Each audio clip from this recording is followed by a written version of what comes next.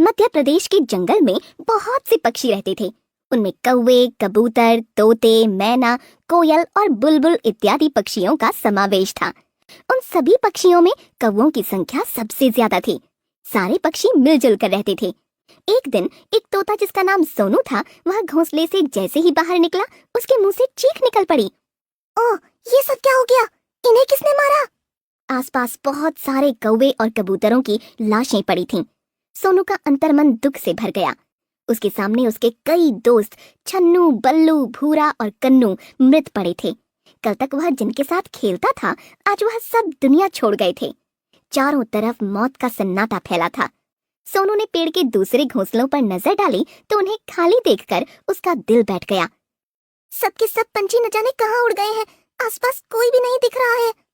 सोनू ने दूर मगरू बंदर काका को भागते हुए देखा।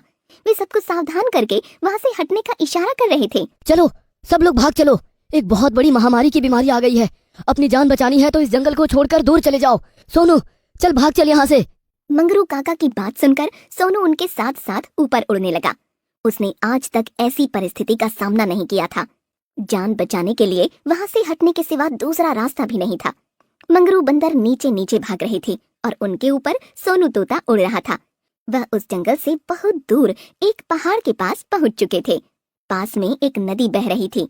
मंगरू बंदर ने चारों तरफ देखा और उस जगह को ज्यादा सुरक्षित मानकर वहीं अपने कदम रोक लिए।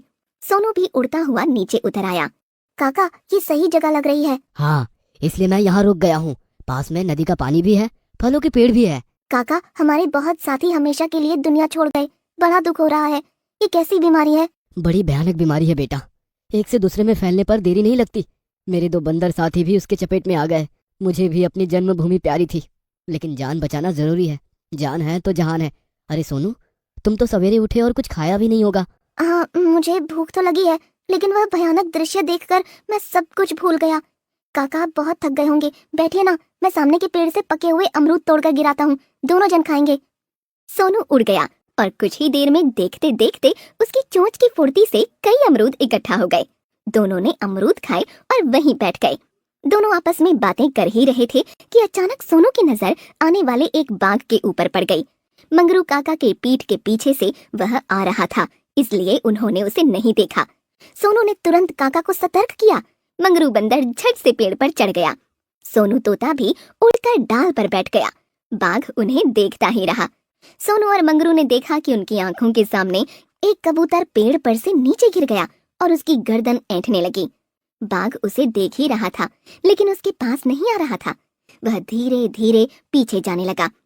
अरे काका, यह बाघ तो एक कबूतर से डर गया, पीछे ही हटा जा रहा है। अरे बांगड़ू, वो कबूतर से नहीं, उसकी बीमारी से डर रहा है। महामारी यहाँ तक भी आ गई है, इसी वजह से कबूतर की जान पर आ गई है। अब हमारा यहाँ रहना खतरे से खाली नहीं है। खजूर से गिरे तो बबूल में अटके। चलो यहाँ से अब भाग चलने में ही भलाई है। मंगरू बंदर और सोनू वहाँ से आगे की ओर रवाना हो गए। वो दोनों नदी के किनारे किनारे बहुत दूर तक चले गए। वहाँ उन्होंने बहुत सारे बगुलों की टोली को देखा। उन्हें देखकर उनके मन में आशा जाग गई। उन्हें लगने लगा कि वह स्थान सचमुच रहने लायक है। यदि खतरा होता तो बगुले भी वहाँ न रहते। वह दोनों वहाँ पर